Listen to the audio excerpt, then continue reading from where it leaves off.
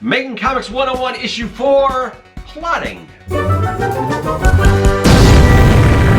Greetings, people of the internet. I'm Scott with Serkworks Art Labs. Welcome, mad creators, to the underground laboratory where together we are going to create some awesome comics, because this is Making Comics 101 and this is Issue 4, where we're going to talk about plotting.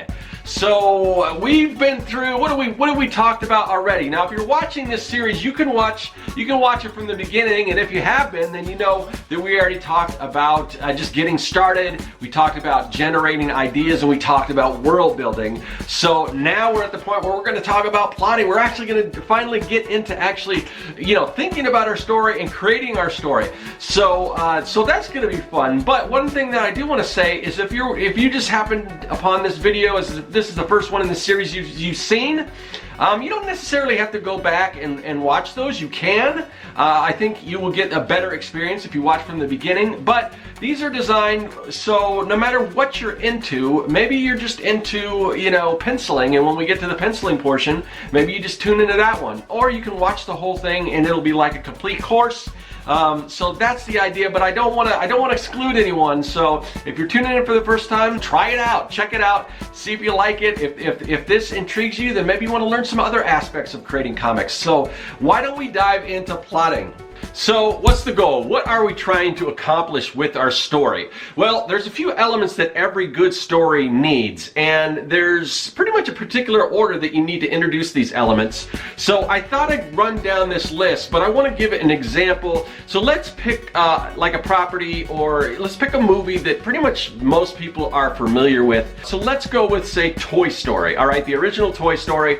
So the first thing we want to do, the first element of creating a good story, is we need to introduce our characters. So in the case of Toy Story, we are first introduced to Woody and his friends, all of Andy's toys. Woody's presented as sort of the leader of the toys. They're given meetings, they're trying to figure out what to do with the birthday that's going on, and also the upcoming move and all that stuff. So we've got Woody, we've got Rex, we've got Mr. Potato Head, we've got Slinky, the whole gang is there, we've got the little green army men, all that stuff. So right off the bat, we sort of established our characters. Now, the next thing, and we've kind of already touched on this, is establish their situation. Again, these are Andy's toys.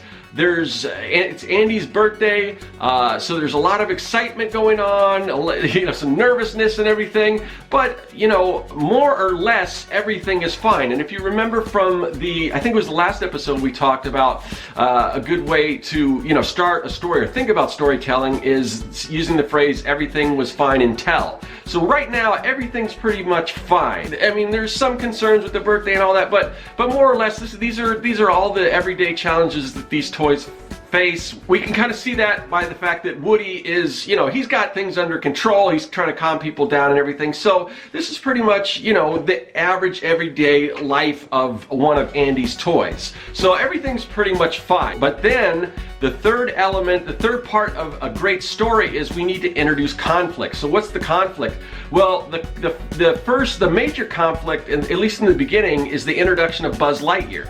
Here's this brand new toy who's just got all these cool features and everything, and it's kind of like, Woody's sort of this old cowboy toy. Cowboys kind of aren't as cool as spacemen anymore. Therein lies the first conflict, is Buzz. And with Buzz, we're also introducing another character. So you're not going to introduce every single one of your character at once. So when we say introduce your character, usually, obviously, when a story starts off, you're going to be introducing some characters. But obviously, as you go on later on, more characters can be introduced, and that's the case with Toy Story. So now we've introduced Buzz, we've introduced another character, we get to know sort of his personality. He's a toy, but he doesn't realize he's a toy. And again, he's got all these cool features. That creates conflict. Woody gets a little jealous, and that's the beginning of the conflict. So from there, we need to build suspense. Because Woody is a little jealous of Buzz, he's trying to, I guess, I can't remember exactly if he was really trying to get rid of him or what the case was, but Buzz ends up behind a trailer,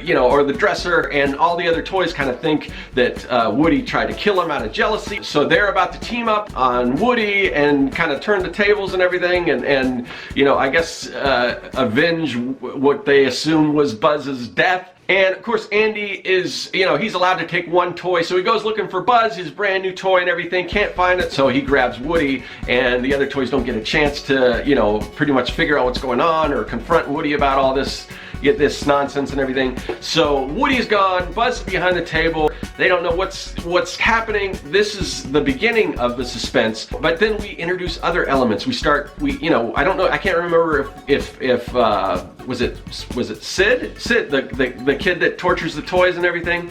I can't remember if he was introduced before, but we definitely see what's going on with that. There's the introduction of what is pretty much the villain, even though, Woody and Buzz still have their differences. So we continue to build suspense, drama unfolds, Woody gets lost, Buzz and the gang, they go, basically out on an adventure. A lot's going on as we continue to build suspense. Eventually, Buzz realizes he's a toy, and that just kind of devastates him. He loses sort of his will to fight, and then that's sort of when him and Woody kind of come together. So that leads us to the next crucial part of storytelling, that's to show a resolution. So now Woody and Buzz, they put aside their differences, all the toys come together, they work together to, find their way back to the new home that Andy and his mom have just moved into, the whole family, his sister and all that. So they've moved into this new place, they found it, so there we have our resolution. And that leads us to the next important element of storytelling, and that is to reach a climax. And we've seen that, where we've got all the toys, they're in the new house, they're happy, Woody, the gang, and the new addition of Buzz, and that's kind of the climax of the story. They pretty much live happily ever after, but then there's a little bit of a spin at the end, and this is something that's not necessary, but sometimes you can add just a little bit of an epilogue, or sort of a window into something that might come in the future. So I believe it's Christmas time, there's a package, they open the package, and in the package is a puppy, and Woody and Buzz sort of look at each other, and you're led to believe that this whole thing is going to start all over again, where all of Andy's attention is going to go to the puppy and everything. But as we see later on in the sequels, they don't go that route, which was very smart of them, by the way. They went a whole different route, and of course the dog is their friends and they're working with them and everything, which was a great way to go. So also, just as a little added commentary on that,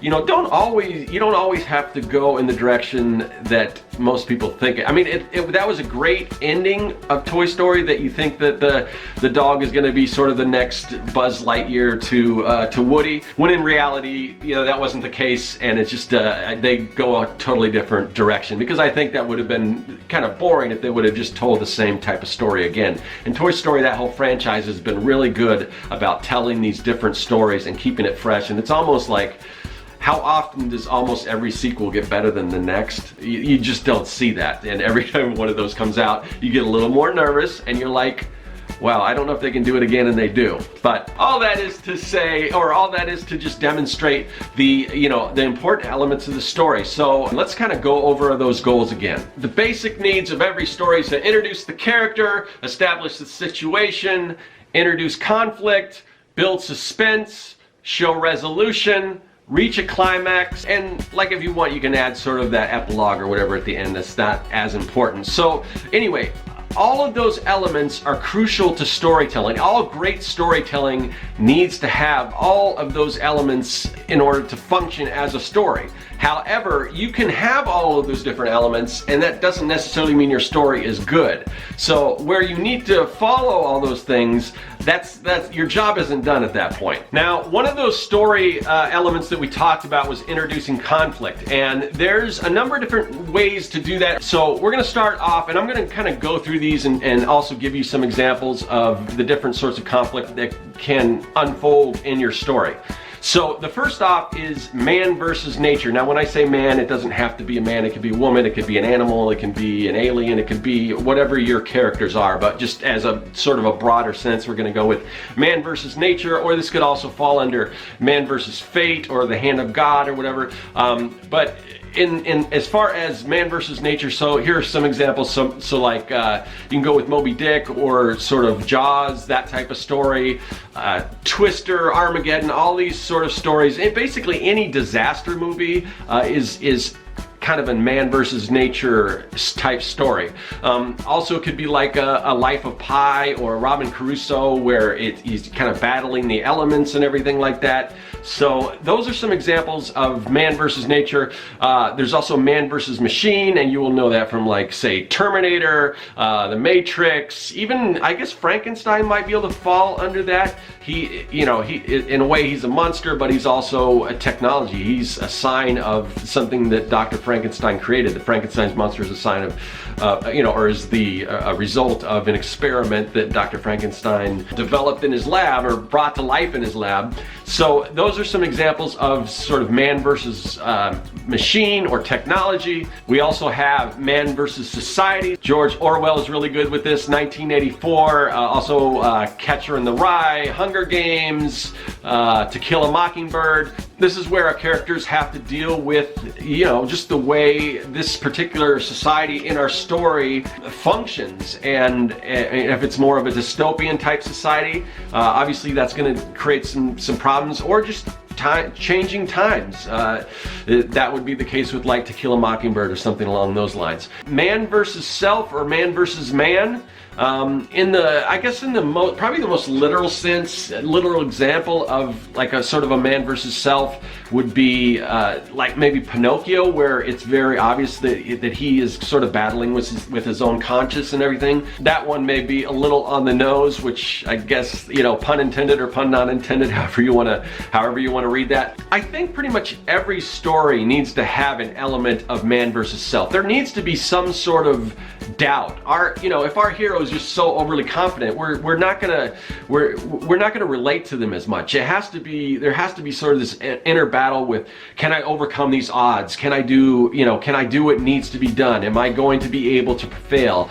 And having those doubts, I think, is great in every story. So you should definitely, man versus self is something you want to have. That kind of leads me to a good point, is that all of these stories don't have to be necessarily one thing. Like a Frankenstein, that could be a man versus, in some ways it could be man versus self, because what have I created? What have Dr. Frankenstein's creates this thing that goes out of control or whatever, or it's also a man versus monster story, or it's a man versus technology. So we don't just have to pick one of these examples for each one of our stories. In the broader sense, man versus man, that's pretty much most stories. There's always, and it could be, again, it doesn't have to be a man, but it could be one entity, one character versus another character, or whatever sort of forces the antagonist has. So those are some just different examples of different ways we can introduce conflict into our story. Alright, so the next thing I want to touch on a little bit are prompts. If you've seen the bonus episodes of the last two issues that we created, I actually use some different prompts, and I've created a number of prompts that are either available for free in the Comic Maker Starter Kit, which you can get. There should be a link where you can click on that in the description, and you can get the Comic Maker Starter Kit, or you go to Serkworks.com and get that. That is free, but I also have the Comic Maker Toolkit, and that one contains a lot of other prompts. Things like, here we've got the plot structure diagram. There's things like sort of a hero's journey map, the story circle, Dan Harmon's story circle stuff, all that kind of stuff.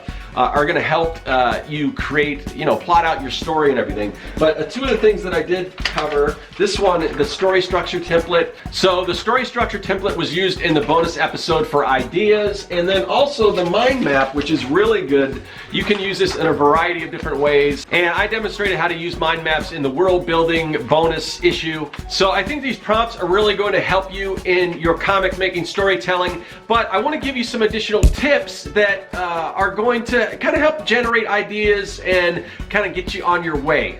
So in order to start the ball rolling, here's something to consider. You've got a character, the character needs to get something, and there's something standing in his or her way, and that's the case with most stories. So for instance, Raiders of the Lost Ark, Indiana Jones, he has to get the Ark.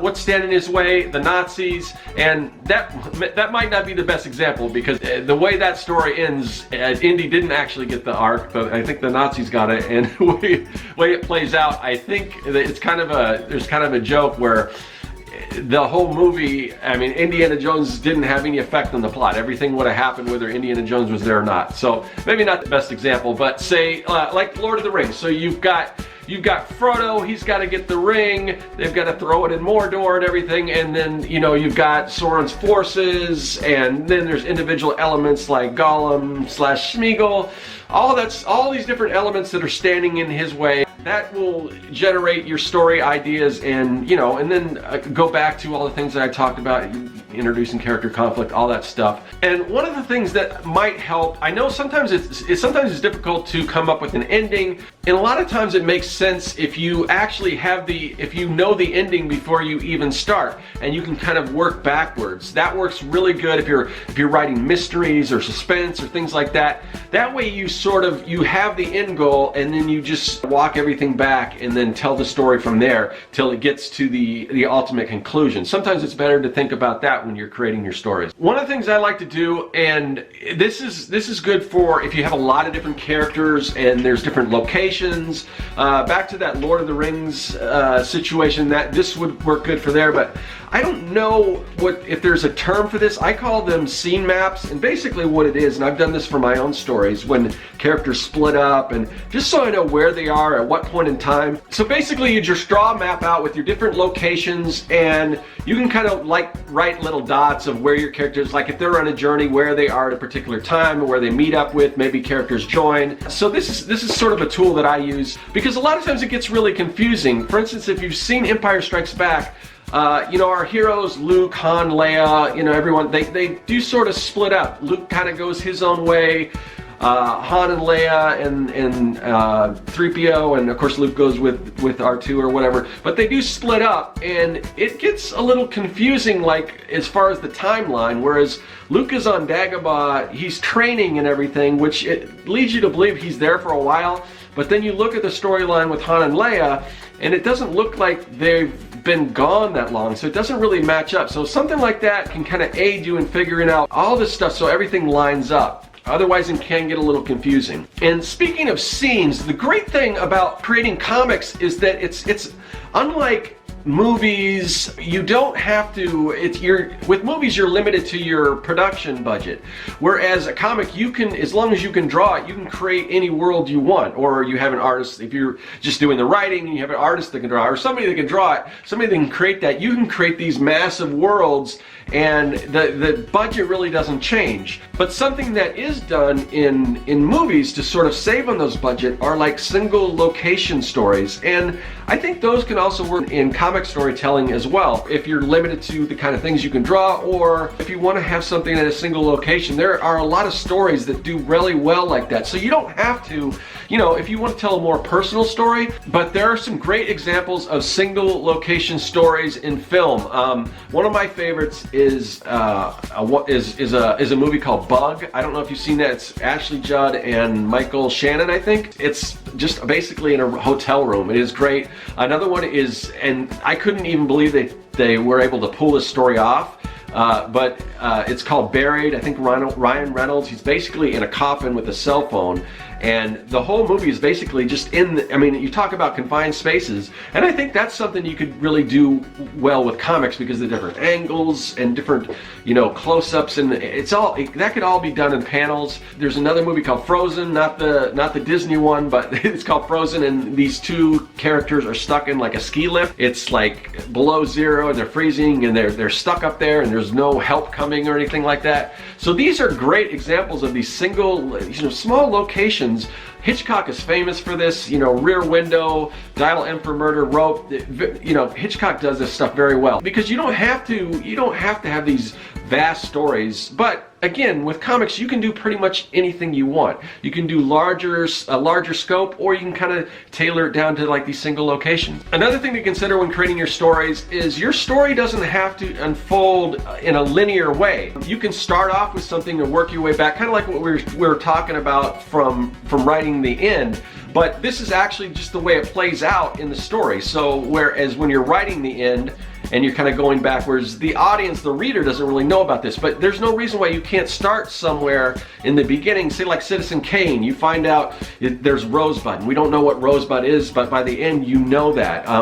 course, Tarantino is famous for this with like Pulp Fiction, where it goes from one thing to another. So you could start off, you see this all the time, where you could start off with this action sequence and everything. How do we get there? And then you kind of roll back, and then you can start again. So you don't have to start from the very beginning. You can start somewhere in the middle and work your way back, or you know, you can do. There's so many different ways of telling a story in a non-linear fashion. One thing that I want to call attention to is the idea of Chekhov's gun. And if you're not familiar with that, it's basically if you see a gun sitting on a mantle, by the end of the story, that gun should be used. So if you're going to introduce an element in your story, you want that to kind of come back around. I like to introduce these little elements into my story that people probably don't think much about, and then it sort of comes back around and like, oh, okay, that makes sense. I see that you've kind of laid the groundwork from the beginning. So if you're reading Young and the Dead, you might want to pay attention to some of that stuff, or maybe you already know if you're really astute, but there are some little hints and some things that I've dropped in the beginning that will eventually come back around. So that's just something I like to do. I just like to sort of have a plan with my story, and there's different ways of telling stories, and I will kind of wrap up with that. And I do want to come back around to that, but before I do, I want to remind somebody of that phrase by Jim Shooter that every comic is somebody's first comic. So when we are introducing characters, we've got to take that into consideration. We've got to kind of let people know, introduce sort of the new fans, the readers that are just coming on, who these characters are, and that can be sort of challenging because you don't want to bog down the beginning of every single story reintroducing characters. But there's some clever ways you can do that. Nowadays, sometimes they even have, like, when you first open the comic, there might be a little thing with the list of characters and who they are. But sometimes you can just do, like, if you're doing a superhero story, say if you're doing, you know, for instance, if you're doing the Avengers, a clever thing to do, if you remember in the 70s, they had sort of, when they were doing the credits, they'd have the characters and they'd kind of freeze frame, and then it would put the actor's name or whatever. But something kind of like that, just something fun where obviously you don't do a freeze frame in comics because everything is sort of a still panel. But you introduce a character, or you could have a massive scene and you could have everyone in action, and maybe Spider-Man swinging in, and it says, you know, it could say Spider-Man spins webs and cracks wise. Something real brief, just so we can reintroduce people. Not that everyone doesn't know who Spider-Man is, but this is just an example. Or, you know, and then over here you've got Captain America, and it's like Patriot Super Soldier, and then you can go to the Hulk and it says Hulk smashes, you know, and because that's kind of clever and fun and everything, and it gives people a real quick introduction to who our characters are, just a basic, and then as we go, you can learn more about the characters and try to do that in different ways, in different callbacks through the dialogue, and we're going to get more into dialogue. One of the things that it sounds a little contrary to how we would be in real life, because when we're talking to people, we don't necessarily always call them by names, but sometimes in comics you have to do that. So if you're like, you know, Batman and Robin, if it's Bruce Wayne and Dick Grayson, they might be like, okay Bruce, okay Dick, and this and that. I mean, when you're in real life, you're probably just going to be like, hey, if it's just two people, you usually don't call each other by names. And especially if you've got a long list of people, you could do also like a roll call, list those people off, like, so-and-so, you need to do this, or so-and-so, you need to do that, and that can kind of introduce characters as well. In the dialogue, you also want, and I do this in my story when I introduce the first two characters in Young and the Dead, even the first page, it's like, hey Sam, hey Mitch, just so you know what their names are, because you want people to know, and that is the first issue. So, and as you go, you just want different people calling people by their names, so we know who those characters are. Otherwise, you may know what the character looks like and everything, but you don't actually know what their name is, because it's pretty important to know what the characters' names are. So as I mentioned before with sort of that Chekhov's gun thing and sort of planning out your stories, and I mentioned that there are different storytelling styles, and that's kind of up to you, the way you tell stories. George R.R. Martin put it this way, is that there are, as far as storytellers goes, there are gardeners and there are architects. So kind of think about what kind of person you are. And you could probably fall somewhere in the middle. I might fall somewhere in the middle, although I think I consider myself more of an architect, where I like to plan everything out. I know what the ending of my story is going to be. I know beats along the way, and then there's some filling in. But especially with longer form storytelling, it might just make some people just like to introduce their story and just kind of see where that story takes them. So I don't know, what do you guys think you are? Are you gardeners? Are you architects? Do you fall somewhere in between? Let me know in the comments section. Also, if there is any tips or anything that I left out that you really like, let me know, because that's going to be helpful for the people watching this and everything. Put those in the comments section. And that's going to do it for another episode of Making Comics 101. I will see you in another week. Well, less than that, because we got our bonus episode coming up. But we will have another topic relating to creating comics in a little bit, and I will see you guys later. That is all. Hey, thanks for watching. If you like what you saw and you want to see more, hit that subscribe button. Also, you can follow me at Serkworks on social media, and now you can support the work that I do on Patreon. Do you like making comics? Then go to Serkworks.com and pick up the Comic Maker Starter Kit. It's packed full of fonts, brushes, templates, and more. And best of all, it's totally free.